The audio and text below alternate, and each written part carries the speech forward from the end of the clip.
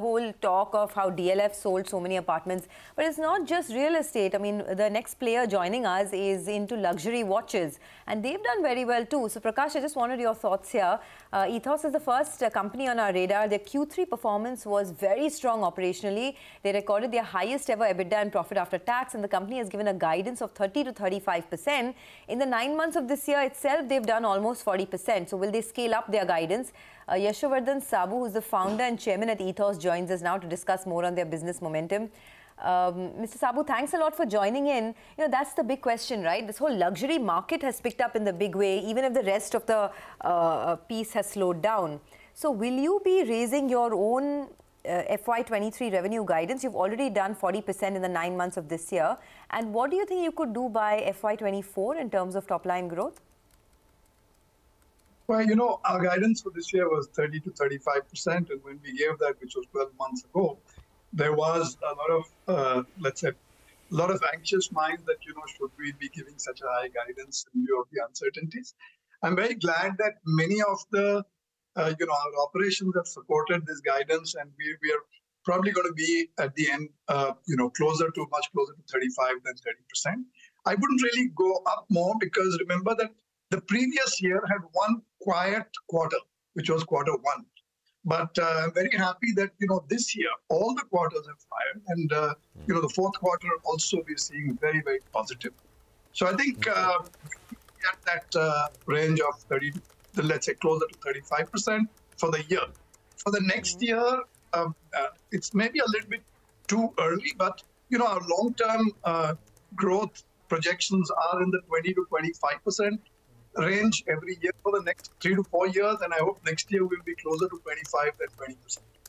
Okay, 35% this year, and long-term range is 20 to 25% revenue growth. So next year, 24 should be closer to 25% or so. Mr. Saboo, good morning. Great to have you with us here. Prashant this side. Hi, sir. Could you give us a sense of, you know, what is the customer doing? I mean, it's showing through your numbers, so they're doing very well and sort of shopping a lot in your stores. But just some sense, I mean, is consumer demand solid? Is it broad-basing?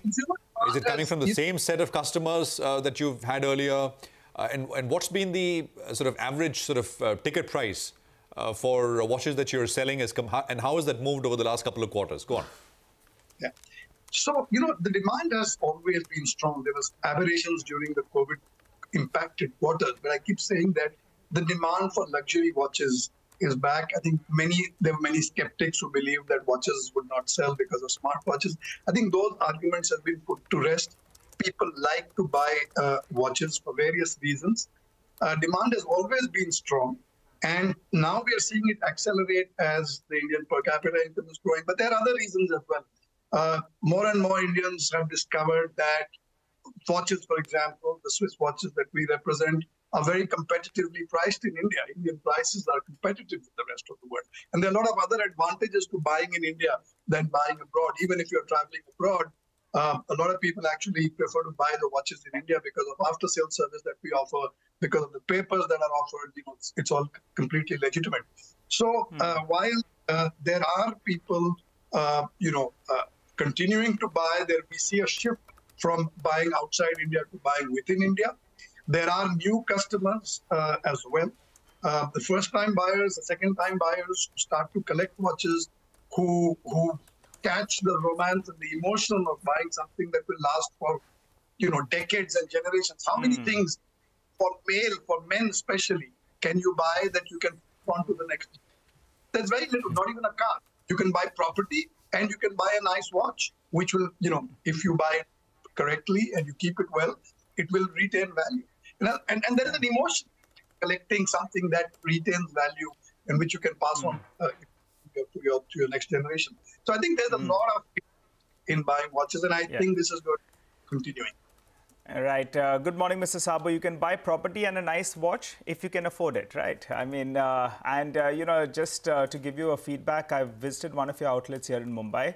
And, you know, demand was solid. You had a lot of crowd out there. And your staff as well were pretty helpful. So, you know, good on you all on that. And I was accompanying someone.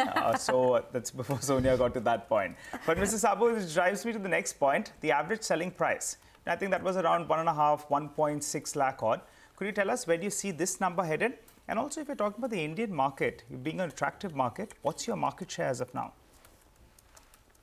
So in terms of average price, we saw a very sharp increase over the last 4 years, more than doubling over the last 4 years. And this was because consciously we decided to get out of the very, very low price, the low price segment, which was impacted by the smartwatch.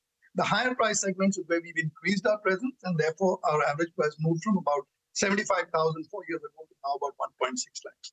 We still see an evolution of this price, but the increase will be a little bit slower. We expect an increase of 5 to 7% every year, perhaps 8 or 9%. We believe that the core segment of growth is going to be the price segment between 1 and 5 lakh watches. We're increasing our presence over here. We're going to new cities, and this is the sweet spot.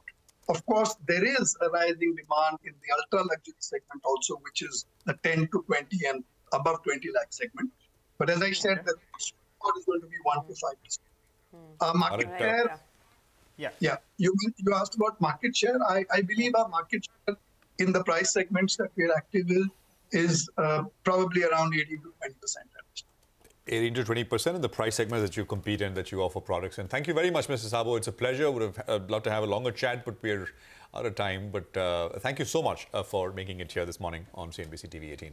Well, before we slip into a quick break, let me quickly tell you what's lined up in the next half hour of the show. Coming up, Anuj will join in for a quick trade setup. We'll get you the stock picks of the day from our technical and F&O experts. And of course, CNBC TV18 Stock Board will highlight the top stocks to watch out for with significant price action expected. Stay with us.